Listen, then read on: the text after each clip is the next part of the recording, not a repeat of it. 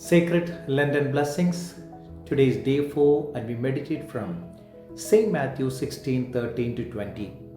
Jesus asked the disciples, "Who do you say I am?"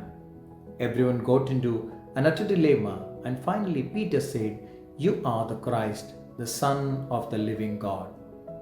But we see in the next chapter, the same Peter discourages Jesus from his mission. Again, the same Peter becomes excited when he sees Christ's transfiguration.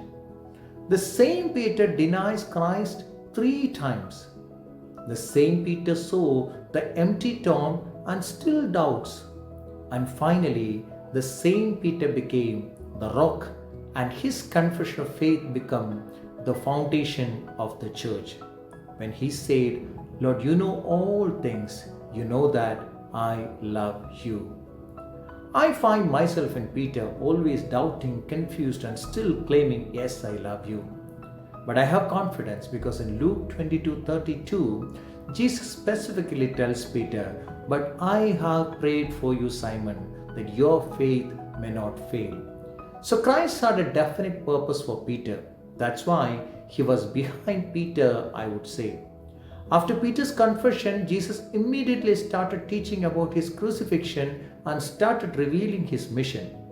Jesus asked, "Whom do you say I am?" because he wanted Peter and other disciples to take up the greater responsibility of continuing his mission.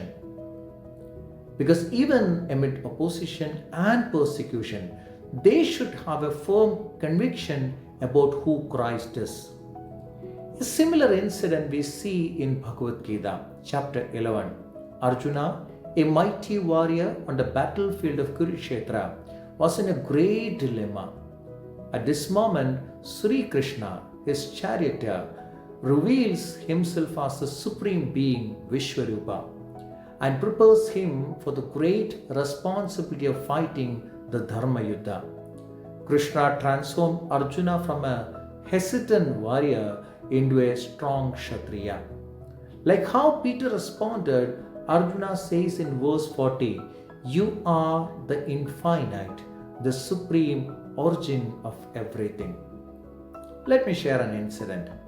Narendranath Datta, a curious and skeptical young boy, one day heard about a mystical saint, Sri Ramakrishna Paramahamsa.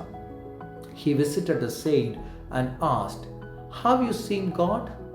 Ramakrishna calmly smiled and said, "Yes, I see him more clearer than I see you."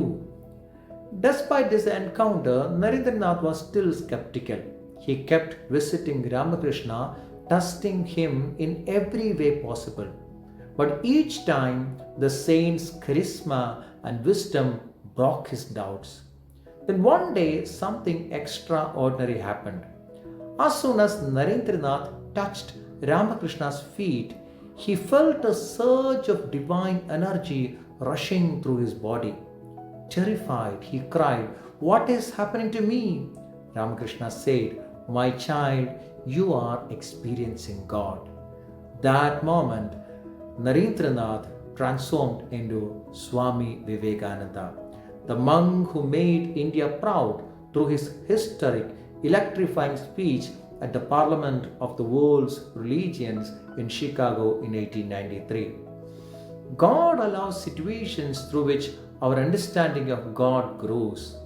God sees the bigger picture even when we do not. So when He has a greater plan for you, He permits you to go through situations where you are in utter dilemma. Bhagavad Gita chapter 2:70 says, "He who is calm and clear, even in turbulence, sees truth as it is."